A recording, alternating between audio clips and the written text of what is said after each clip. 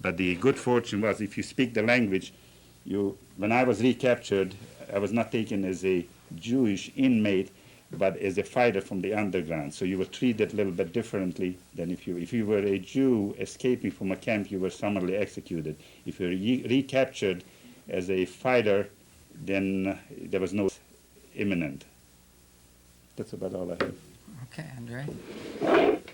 Well, let's see. Let me just briefly bring us together in some form of, say, intermediate summary.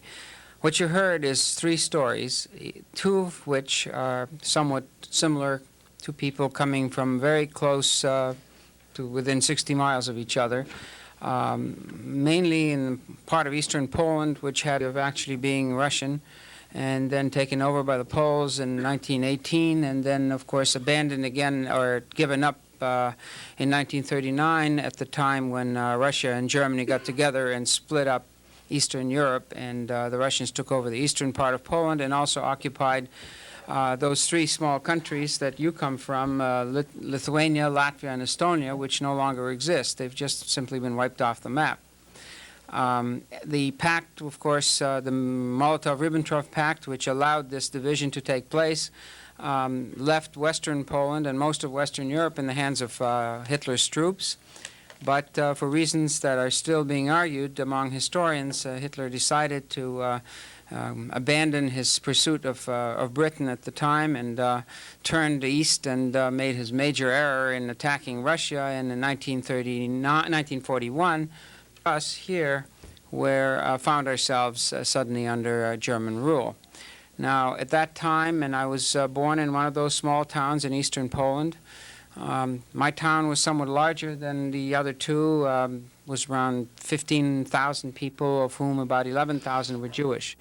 Now, I want to just point out that this area of Europe, which used to be called the Pale, had approximately at its height as many as 7 million Jews living in it, because it was the area in which the Tsars allowed the Jews, in fact forced the Jews of Russia to move into and live in that area, and it was during those periods of pogroms that you know about that many of our grandfathers who came here and grandmothers around the turn of the century fled.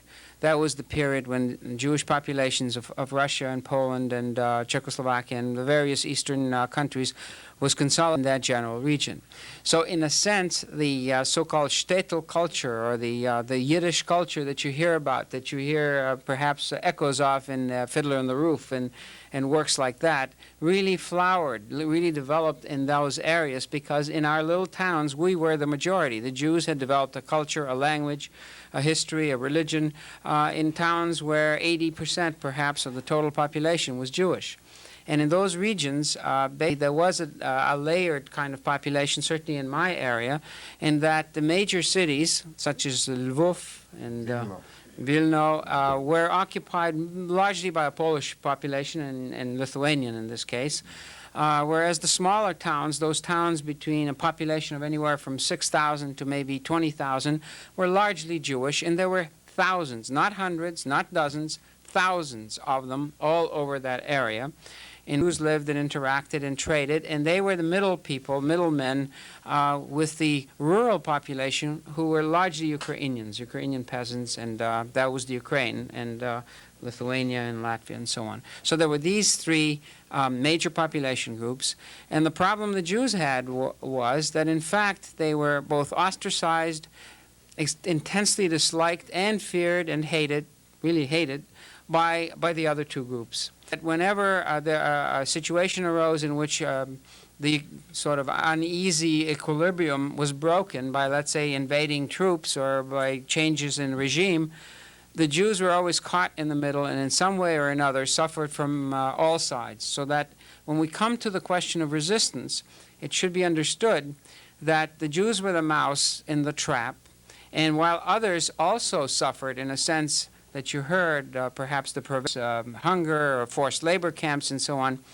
Nevertheless, on one issue, most of the populations in our experience agreed on, and that is that all of them wanted to get rid of their Jews. And so that in one aspect, they collaborated and they cooperated. And you heard a little aside here about the fact that even the partisans, even those who actively opposed the German regime with arms, refused to take the Jews, and the majority of who actually made it out of these towns and ghettos and escaped into the forest actually were then killed either by the Polish resistance forces, especially the right-wing resistance forces, or the Ukrainian forces retreating with the Germans, Banderovцы, and so on. And that was, of course, a situation in which resistance was, physical resistance was essentially an act of suicide, basically an act of suicide. And yet it happened, and it happened because I think one aspect that we don't discuss often enough, we focus on the atrocities and we focus on what happened to the millions. The one aspect that perhaps we are not too conscious about unless we talk about it, is that there are clearly among the lessons of the Holocaust situations in which there are things worse than death. At least I'm speaking for myself, but there are situations, life is not worth living unless you have a certain amount of freedom, a certain amount of kinship.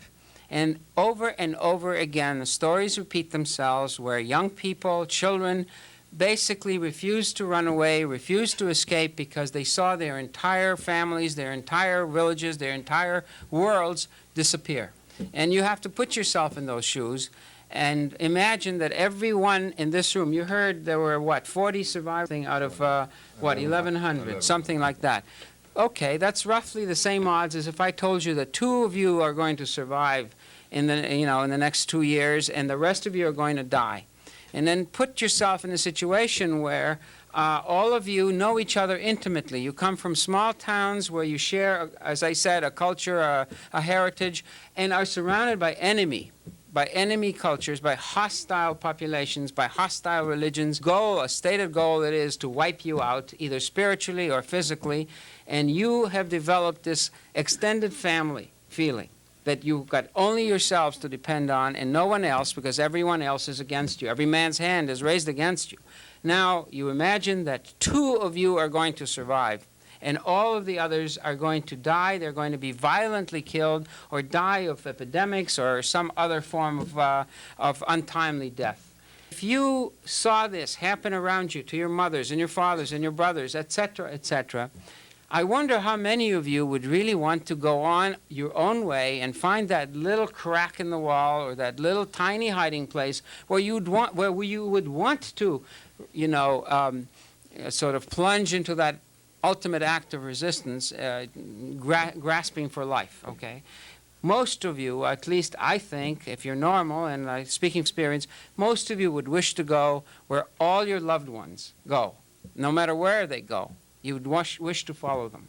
So a priori, in that situation, there was a great difficulty in overt acts of resistance. Now, speaking of my own experience then, I was also in a small town. I'm somewhat younger. I was born in 1934, and therefore, when the Blitzkrieg caught up with me, I was 1941, I was essentially 6 years old, 5 to 6 years old, though I remember it very, very clearly because my camera was rolling, I was a child, I had no part in any of what was going on, but I was watching and I was thinking and I was also very conscious of the fact that I had to watch my step or it would be the last step. I was very conscious, and all of us children did such things as practicing jumping out of second stoves because it might be a fire or it might be that they'll be looking for you on the ground floor, so there must be a way of getting out, and we actually practice such things, okay?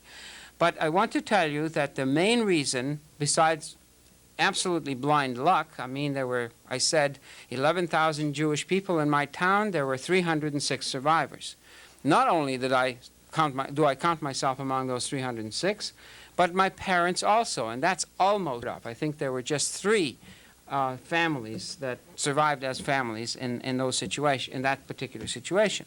Now, so obviously these kinds of odds, are, you cannot predict them. You cannot say I did it because I did the right thing or the wrong thing, especially as a child. But my father, I think, if there is any kind of conscious, act which results in survival in this situation, I think I want to tell you, instead of myself, specifically focus on my father's actions, because I think that is one kind of resistance that he practiced that was not only successful in saving our lives, but I think was also legitimate and perhaps not sufficiently recognized. Okay, you heard Stan mention that in his town one day, I guess in the spring or summer of 1942, 2,500 people were killed. Now, that's the population of your town. Okay. Now, you have to keep in mind, you've all read all about the concentration camps. And for the longest time, when you said you were a Holocaust survivor, they automatically asked you, what concentration camp did you come from? You just heard basically 3 stories, 2 of which never got to concentration camp. The third started in a ghetto and then went to concentration camp. I never got to concentration camp. And in fact, if you're talking to survivors who have some claim to resist, the vast majority of them will never have gotten to concentration camp, because in fact, in that part of Eastern Europe where the vast majority of the Jews lived and the vast majority who were killed lived, in that part, they never got to concentration camp. Approximately half of them were killed on the spot in the ways that you just heard. And the most famous place like that, the typical place, is Babi Yar. Now, what you have to know is Babi Yar was just simply a little forest outside of Kiev. Kiev happens to be the largest city of the region which I come from, and that's Kiev, the capital city. And there were 120,000 Jews in that town before 1941, not in that city. Before 1941. There happen to be 5,000 there today.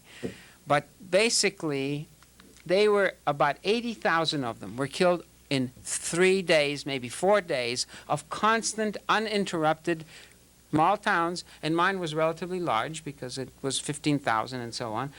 Practically more than half anyway, maybe 60 to 70% of those Jews lost their lives right on the spot. That's just from these kinds of massacres, which used to be called Aktien, where the Germans would come in, surround the ghetto, and seal it tight and collect their quota of 1,000 or 1,500 or 2,000 Jews. Maybe the men would go to work in some forced labor camp, but everybody else would be taken just barely outside, or maybe to some Jewish old cemetery, which was another favorite place. These stories repeat themselves. I mean, I don't have to know them because there was a pattern, and there was a process, and there was a system, and they did the same thing everywhere. And so they took you out to the Jewish cemetery, and they just shot you down, or they took you out into a forest, and they shot you down. They did not do that in the western part because, for many reasons, because the populations were hostile. They were not quite certain of how the Dutch and the French populations would react to seeing other Frenchmen and other Dutchmen massacred in front of them, and so on and so forth. But they were certain of the Ukrainian and the Polish and Lithuanian populations, and even most of the Russian populations. They knew they could depend on their collaboration. And you heard this man's family actually eventually betrayed by local people to the Germans, even though they were already with the Partisaners and so on. So one area, which meant that they were not only sealing off and isolating the Jewish population, but they were also specifically proceeding to starve the weak and to kill off as many by the epidemics and poison and whatever. And the stronger ones, of course, would be picked out and sent to camps or made to work right on the spot. The younger ones, the stronger ones. So in any case, the first excuse to get rid of the leadership, to get rid of collar workers, the professors, the doctors, the teachers, was, okay, you guys are dying, the Jewish population can't be just parasites on the body of the country, so we're going to put you to work. And in order to do that, we're Germans, we're organized, we're going to register every able-bodied man between the ages of 16 and 60, and you're going to turn up in the marketplace or someplace on such and such a day and register, and then we'll give you appropriate work. And you had no choice. You were starving. You had nothing to do. You hadn't been doing anything, and you were forced to go out there. And those who don't register, of course, with German efficiency are going to know about it. And, of course, anything that smells defiance was automatically punishable by death. That was up front. That they posted the first day they were there, no matter what it was. If you looked the wrong way, or if you walked the wrong way, or if you didn't wear your armband, not just not wear the armband, but not wide enough or the large enough, that was just shot on sight, basically. So that meant that if you didn't go, that was an act of resistance. But you needed to go because you needed food and you needed work, and so you went. And so you registered as whatever it is that your skill was, And automatically, if you were a white-collar worker, if your hands weren't calloused, and if you didn't have some manual skill, you were moved to one side and the others were moved to the other. You were taken out of town and shot. And this was a pattern that repeated itself. We didn't know about it. After the war, we found out that this happened over and over and over again. And this is, I am sure, what happened with that 20... I don't even know, but I am sure that's what happened at that 2,500, that day when half the Jewish population of that town was killed. That's what happened with us. My father was an accountant, frankly, a bookkeeper. Okay, he learned his trade as a refugee child in Austria during World War I. Many of the Jewish people during World War I fled the Tsarist army in Austria and then returned after World War I was over. And by that time, the children had learned how to speak German, and they were secularized, and it was a break out of this sort of religious isolation that they'd practiced for centuries. My parents' generation were the first to speak the native language of Poland in a family that lived there for 300 years. My grandfather did not speak Polish, and he'd been there for 275 years. I mean, not his father and his father. But basically, that tells you how isolated and how separate these majority populations were. So my father says, we know nothing. I know the Germans, I know the Austrians in particular, and that has certain resonance in terms of what happens in Austria today and so on. In particular, because I grew up there during the war, and I wouldn't trust them for 1 second as far as our safety is concerned. No Austrian or German cares enough about any Jew to give them work and to register them and all that. It's a kind. I'm going to register, to book myself into the hospital and pretend that I've got appendicitis and I'm going to last this out. And of course, you know what would have happened to him because he was a bookkeeper, he was an accountant, a white-collar person. He would have been dead on that day, okay? So there was an act of resistance, conscious, specific resistance. Then, very soon after, the Germans came in and said, now all the Jews have to go into ghettos, and they must not talk, even waving to anyone who's outside in the non-Jewish world. You must wear these armbands, you must turn in all your furs, you must, I mean, there was just an endless series of dictates. And then they picked the most prominent or the most important people in town and forced them to become what they called the Council of the Jews, the Judenrat. And the Judenrat was nothing but a conduit for the orders of these, of the SS and of the German special forces. And there was a point of resistance to be dealt with, because the question every day was, if we don't do what they tell us and don't give them the 250 men to never be seen again, or send out the old people never to be seen again, or strip every piece of clothing that's still worth wearing and give it to them when the winter coming, if we don't do that, they will come in and take it anyway, and they will just kill everybody they can lay their hands on. So where does the wisdom of resistance lie in this situation? And I just want to give you an example of 3 typical, exemplary ghettos and the situations in them, very briefly. You know about Warsaw, you know about Lodz. Lodz was the second largest Jewish community in Poland, 220,000 Jews in 1939, and the third was Vilna. Okay, and Vilna was famous for its houses of higher learning, its wise rabbis, its wonderful scholarship.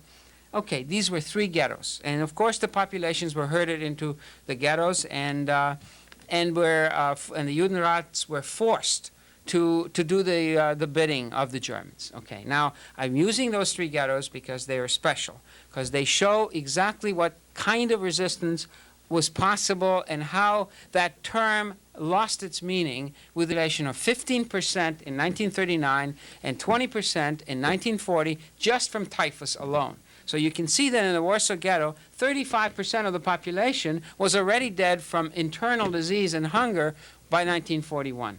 And he saw that this wasn't going to let up, and that the Germans were out to kill every last Jew, and that he, as in his position, was a collaborator, in fact, in this process. So he took out a rare gun and shot himself. He left a note.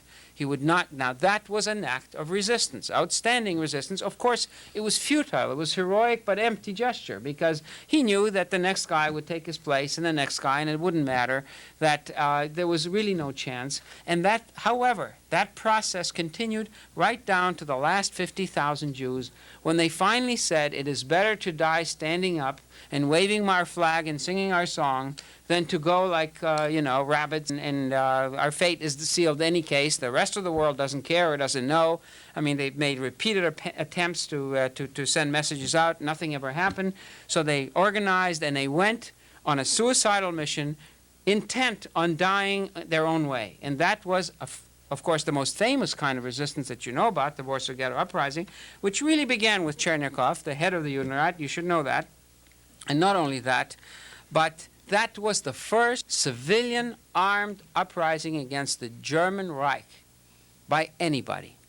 And whenever you talk about or hear about why didn't the Jews resist and what happened and why did they go like sheep, they were all sheep. These were people like the French army was and the British army who, I mean, I honor Churchill, but you know what he said about Dunkirk. He said, if we had any more victories like that, we don't have to be defeated, because, in fact, brown movement surfaced only after it became very clear, including the Polish resistance in Warsaw, until it became very clear that the war was lost, that Germany had had it, and that they were never going to come back. And they were ready now to come out and fight the retreating Germans and to put the last sort of the last stab into the wounded beast. So that's the Warsaw Ghetto. Now Lodz. No, let me go to Wilno. Wilno had a man who was actually very assimilated. He was, basically lived among non-Jews, and it had nothing to do with the Jewish community most of the time. And then, of course, the Germans came in, and he had a military background. The Germans, of course, got a hold of him and made him the head of the Jews, even, to the extent that they made him a little emperor, because this kind of guy they could trust. They understood him. He understood them. You know, they had the same kind of attitude, the strong win, the poor lose, the weak lose. So this man in the ghetto was forced one day to choose between allowing or looking the other way while certain young labor Zionist and Communist Party young Jews organized a form of resistance. They were going to get some weapons. They were going to see if they could establish contact with groups in the forest, and they were going to actually stand up and fight the way the ghetto fought later during the time of the next Akcja, which you already know is when they come in from outside and surround the ghetto. Well, they, of course, the Judenrat got wind of it, because you couldn't do anything in the ghetto without everybody knowing it. And he, in fact, to make a very long story short, in the end, faced the leadership of the uprising of the Wilna Ghetto with the ultimatum of either give up your leaders. You know, each of you belong to different 5 or 6 groups of you together. Give up your leaders and let the Germans execute them, or I will have to do it myself because I have to protect the ghetto. Okay? And in fact, these parties, the leadership sat around those tables for an entire night and finally had to give in. And down the street in the morning walked these men, handing themselves over to the Germans to be executed, because the Judenrat forced them to, and because there was no to be as productive, as cooperative, as convenient to the Germans as he possibly could, going on the idea that, in fact, this was the way to survive. And the Lodz was the biggest textile, that's the word, thanks, textile and garment industry center in Poland. And of course the Wehrmacht needed uniforms and needed shops and all that. And he used that, and he had unbelievable, if you ever go to Israel and Hashem, ask them to take you down to their archives down below where people don't visit, and let them show you the original accounts, books, that Rumkowski and his people prepared as annual fiscal reports to the German occupier, okay, with pie charts. I mean, the most modern things, color-coded bar graphs, pictures of how many children produced how many shoes for German children, things like that. And this ghetto, believe it or not, lasted till November 1944. It was unheard of for a ghetto to last that long. Practically every other ghetto, except for the Hungarian area, was gone long before then. All of our ghettos were destroyed in 43, and the Warsaw Uprising was in 43, because that was the end, basically. This ghetto lasted for almost another year and a half. Now I ask you, and eventually came when the Germans came and said, okay, Rumkowski, we're closing the ghetto, we're taking the rest of this population and transporting them to a work camp And he said, fine, but I want to maintain my prestige and my leadership position, so I want you to arrange a special railroad car, passenger car, first class for myself and my family in the front of the train. And there he went, off in this special train to Auschwitz with the rest of the population behind him in cattle cars. And of course he heard from since, because presumably he went up the chimney with the rest of them. But the point I'm making here is, who is to say that Rumkowski was wrong? The fact is that 15,000 people survived, and that when the Russians came and liberated the ghetto, there were still 800 workers in there supposedly cleaning up. So this was an unheard of situation where actual Jews still left in the ghetto were liberated by the Red Army, okay? Suggests that these questions are not black and white. They're questions which cannot be resolved ever, I don't think. And to get back to my father then, I must tell you, he was wise in resisting because he didn't trust them. But in fact, he could have been just as wrong, and he would have been the first to admit it, if in fact the Germans did provide work and he did not register and was killed, because he did not register. And eventually, I want to finish this long story, when the ghetto was established in our town, he said, we only have one child, namely myself, and I know now that we will never make it out alive out of that ghetto, but I want to do what I can to try to save my only child. So he put me in with an old Polish couple, very religious, very Catholic. What would we call him today? The very righteous Gentile. And they converted me to Catholicism, and I talked about that here a little bit. And I believed in everything, and I stayed with them, and was very happy to be there because, after all, the Jews were unbelievers, and I prayed for my parents because, forgive them, O Lord, for they know not what they do.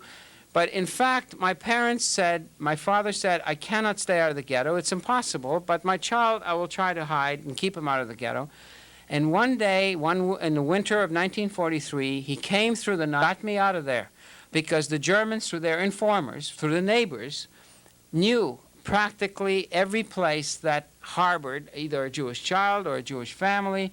And of course, as you heard, not only were the Jews taken out and killed in a very public way to make an example, but also the non-Jews, the Gentiles who kept them. So finally he broke, and he came in, and he took me back to the ghetto, and 2 weeks later, he went off, he was taken away, in a forced labor camp.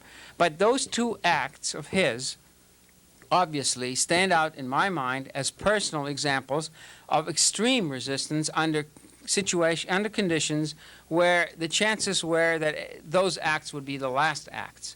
So I want to finish by simply saying that staying alive, continuing to persevere in looking for food, in looking for shelter, in lasting another day, in another snowstorm, despite the fact that everyone around you was being killed in the most awful way, and there was absolutely no sense of it ever stopping, and absolutely no sense of anyone around you who was not Jewish ever helping you, finally most people, I feel, simply went because it was the line of least resistance, and it was the only thing they could do, and it was their only resistance that they were capable of, to stay together with their... In the forest, how did people organize? Me? Yeah. Well, we made like bunkers, and there were families of the dependents, and the partisans were bringing food, and it was, very, very primitive. I mean, we were living kind of underground over there. There was no house, anything like that, because it was a real forest. And you had to do everything from scratch over there, I mean, we built, when we came over there, they built it already. And it was survival. There was no luxuries, no water, no running water, stuff like that. And it was kind of a home for the wounded partisans, too, to bring him over there. And we were kind of in the middle of the forest. The partisans were on the edges, protecting the big forest, Some of them were 30, 40 kilometer, 20 miles wide, and there were mostly children and women over there. Just survival, that's all, to survive. Yeah, well, maybe one. Well, I'd like to add. I'd like to add because I was from November '42 till we were liberated in summer of '44. I was in the Partisans. Sometimes we lived in villages. There were certain areas in in White Russia, where I come from, was whole areas of villages were all occupied by partisans. So they lived in villages. Also in some parts in Western Russia, White Russia, that's where Poland was before, when we lived in the woods, we used to build, used to take young trees, young trunks of trees, and make like an A shape, dug down the ground maybe a couple feet, and then make like a like the A shape from the trunk, and then put straw and dirt. Yeah. And also to heat the places, we used barrels. There was plenty of wood, even dry wood in the forests. We used to use it for heating. So you slept in your clothing, you never got undressed. You sometimes took even the boots, sometimes you took them off and sometimes not. Food, I'd say, I don't remember being hungry. We had food. When we were in a certain bases, we used to go out, certain people used to go out from richer farmers, get some sheep or something, and they used to, so you had meat and bread, the basics. For families, there were like what Ike was telling about some families who lived, that partisans used to go and help them. As long as you had potatoes and bread, you couldn't say you were hungry. Water and bread and potatoes. And so in comparison to concentration camps, the life in forests, I'd say, unless something happens, that you're killed, but you were free people, you had a chance to fight back. And so it was, I'd say, considering when I look back at it now, we were young and life was pretty, as long as you didn't get injured or killed, life bad. I was injured once, and one day I was telling Michael on the way here, I almost was caught alive. And I was lucky that day I wasn't, I'm still here. So that's how it was. Well, in our situation, very briefly, in our part of the country, there were no resistance groups that we could link up with. My mother and I escaped the final action, the total destruction of the ghetto, 4 days before. And we sort of wandered around the forest back and forth for about 6 months without really meeting any organized groups. And the way we survived was partly by building temporary shelters, which were very dangerous because one could find them, and as I said, the population around us, the shepherds and so on, were not friendly.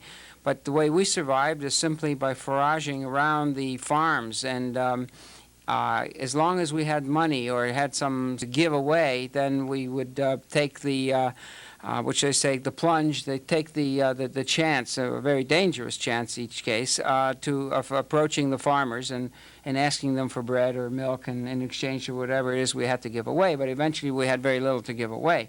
Occasionally we were able to find some barns that were not occupied, or we could pry some boards loose and find some shelter before anybody found out. But we always had to be on the run, always on the move, because it would be, another day and people would come and find us out. And we just kept moving, and it was an extremely lucky and happy occasion if we could find shelter, either with the owner knowing or not knowing, for about a week or maybe 10 days. That would be an extremely lucky circumstance. So, there were different ways of surviving, and we certainly starved. But the worst thing that we had for us was the exposure, dying of exposure. You hear that phrase, really understand what it means, until, there's a rain and it's December and the temperature drops below freezing in the middle of the afternoon, and there's no place to go and dry out and cool and warm up, and that's exposure. And those were the things that really drove the majority of those few Jews who managed to get out of the ghettos and into the forest, drove them out of hiding, out of cover, and caused their death. There's a lady, I think, here.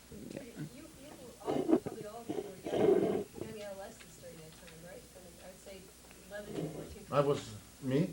Yeah, I was 11 and a half years old, 12 years old. Most of you Well, I was a little He was younger. I younger. was about 9, 10, 11. When the war ended, 11. Yes.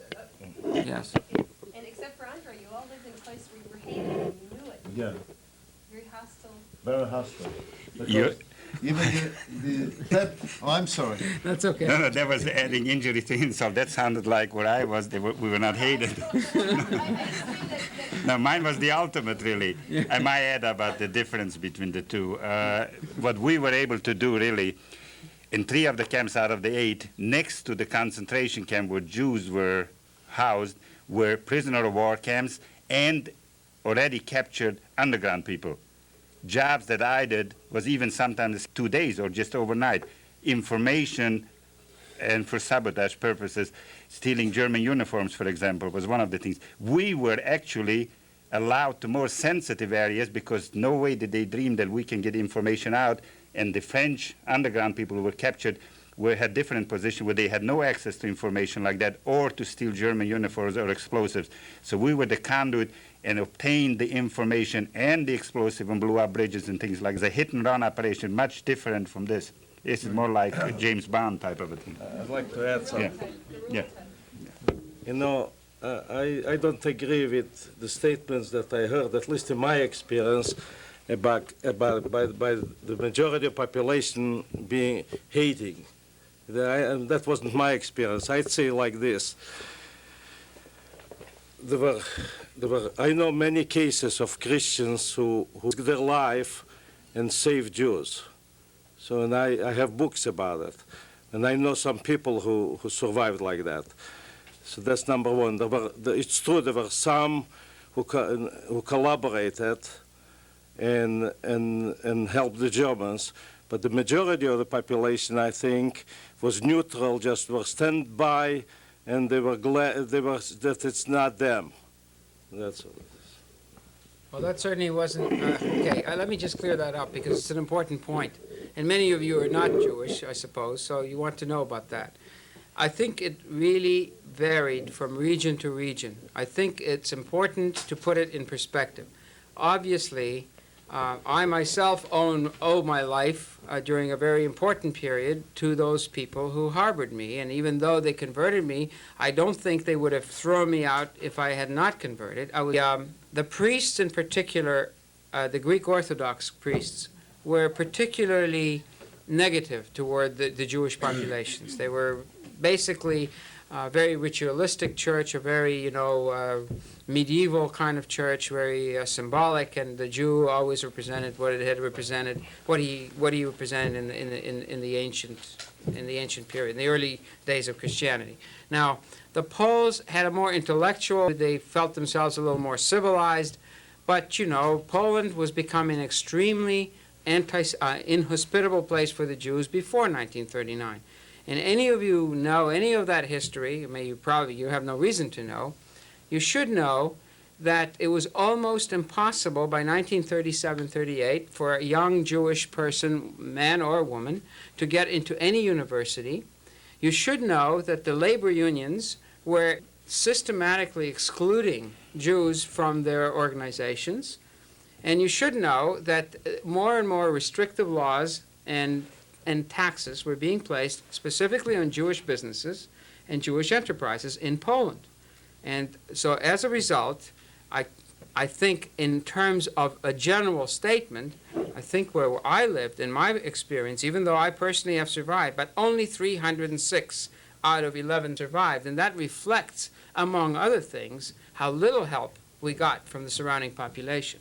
So I agree with you that there were very good Christians, and in your part, the further east you went, the more the Russians united and the White Russians united against the common enemy and didn't really care whether you were Jewish or not.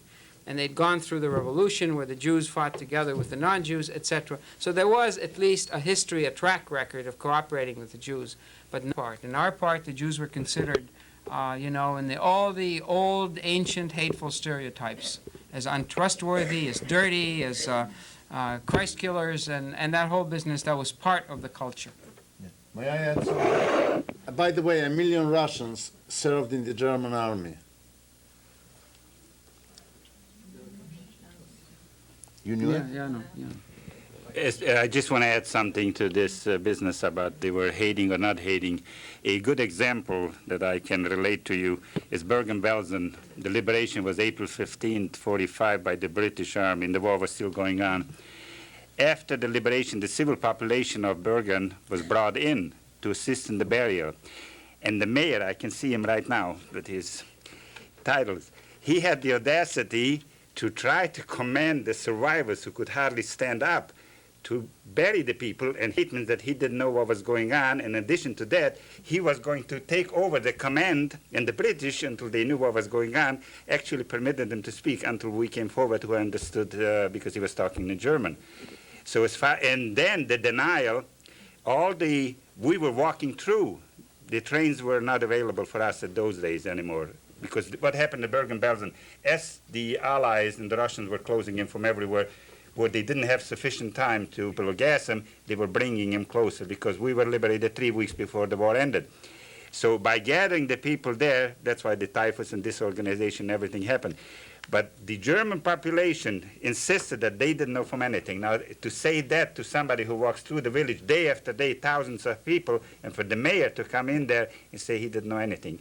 Going back in 1954, in the U.S. Army, I had never found they knew about the concentration camp. This is after. This is 20 years later. They either didn't know about it or they don't believe that it happened. So to say that they were friends or that they were helping is... Did you mean specifically Bergen-Belsen when you said that the Well, Germans... I was there, so I know. Question is, since there was so much killing going on, especially in the eastern part of Europe, how is it Germans found so many eager helpers? How did that come about? They did. I They were more than helpful to them. and what, Pardon? what was the, was it because of... No rewards, was nothing. Christian religion, primarily Catholicism, Well, that existed in that part of the world? I wouldn't say the Catholics or the Orthodox. As a matter of fact, the priest in the Catholic Church where I came from, in little town, was telling the people to help the people who walk at night after the ghettos were murdered, and to give out bread if anybody knocks at night on the window. So the priests That's were... an individual. What about, The whole villages, well, they didn't care either way, more or less. But the Germans had a trick over there. They used to give him a bag of salt, 20 pounds of salt, a reward for finding a Jewish person. As a matter of fact, after the ghettos were shot, they were going around with long knives to looking for buried jewelry. So they enjoyed it, I guess. Well, the obvious example is the Warsaw Ghetto and its uprising. The forests were filled with armed resistance units of the Polish army, both left-wing and right-wing, and the ghetto sent desperate messages to them. After all, they were from an enemy, and all they got is 2 defunct pistols with the wrong kind of ammunition, almost mocking them. I mean, repeated desperate attempts to get any kind of ammunition or arms were simply ignored, and they were supposedly fighting the same enemy. That's one obvious example. Another example is that after the war in 1946, in the city of Kielce, there was a pogrom in 1940 where something like 50 Jewish men, women, and children were killed by the Polish local population. Why? Because a rumor was spread that these Jews wanted their houses back and their belongings. Okay? I don't think you need any more graphic illustration than that of what the general population felt like. This is probably, I mean, in some place where you lived in a town where there were so many... At the time, they were dealing, daily with them through business or whatever, they knew it. I mean, in a little town where I used to know, well, I went to school with those kids, and I mean, if you live with somebody, just 1,000 people, 20, 30, 40 years, they knew my parents knew their parents, and our grandparents.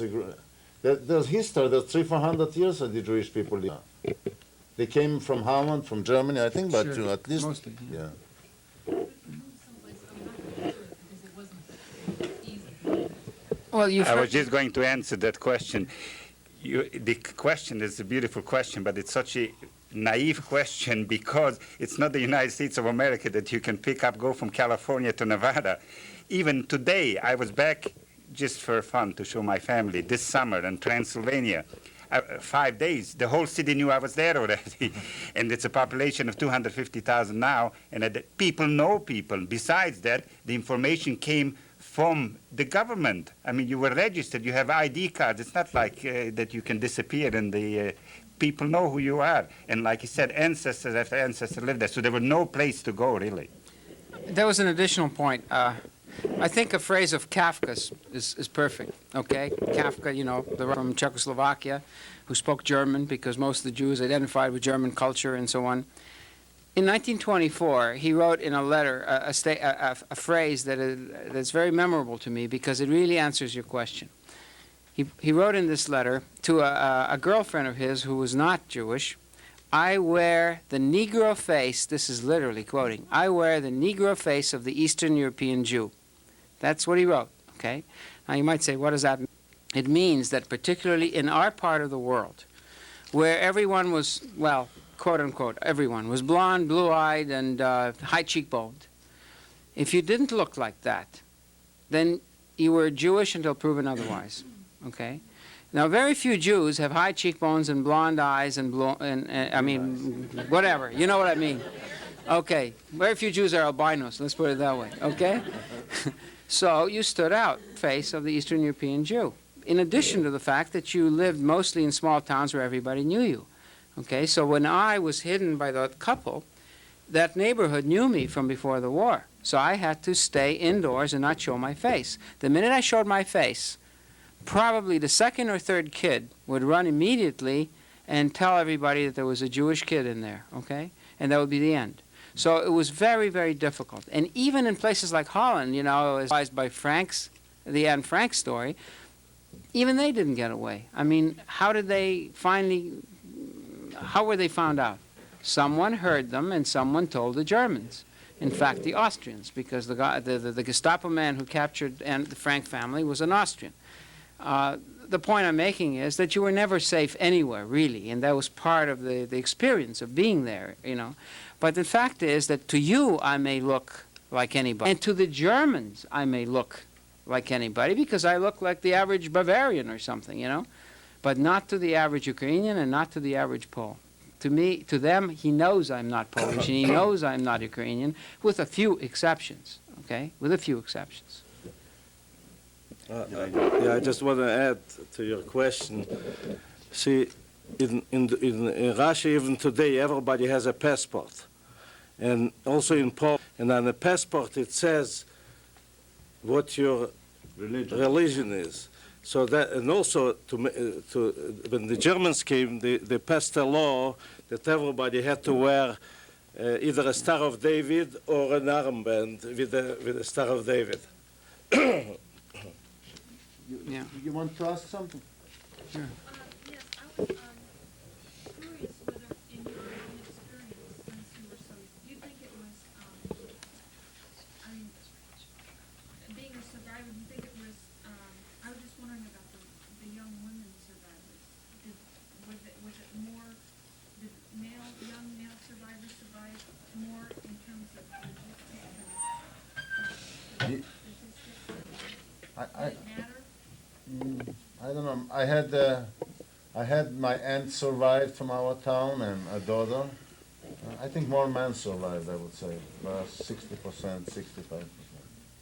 I don't know why. I mean, The data indicate that oh, I'm sorry. in the small, in those who were killed just out there, there was absolutely no discrimination. Everybody was killed, okay? But if you looked at the transports coming into places like Auschwitz, in terms of the numbers that were being selected for survival, let's say for work rather than for gassing, the ratio was like 3 men to every woman. So that the chances of surviving through that part of it, through the concentration camp route, were better if you were a man. Weren't you also more useful as a man? Couldn't you? That's the logic. That's the reason. Well, If there was logic to it. The lady wants a question. One more question. So, I think that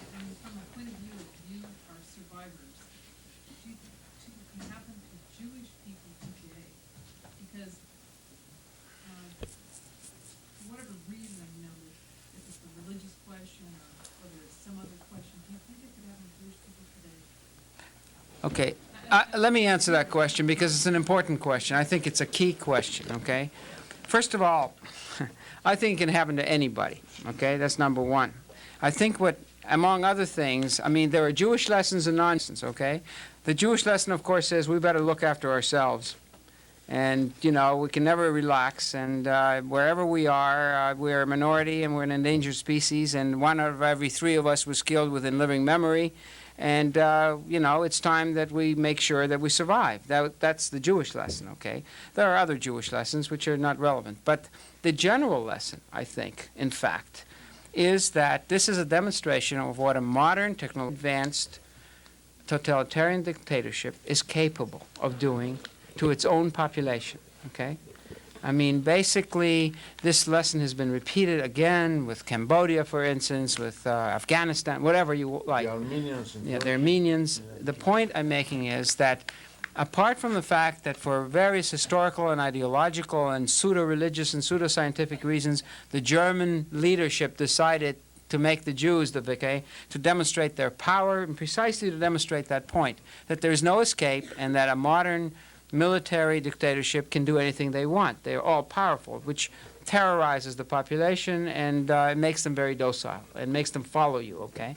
So I suspect that the answer is that unless there are means, safeguards, preventive measures taken early enough to guarantee that particular leadership can ever become powerful enough, sufficiently in control to organize these things, unless that is consciously pursued, I think that these Holocausts would happen over and over and over again.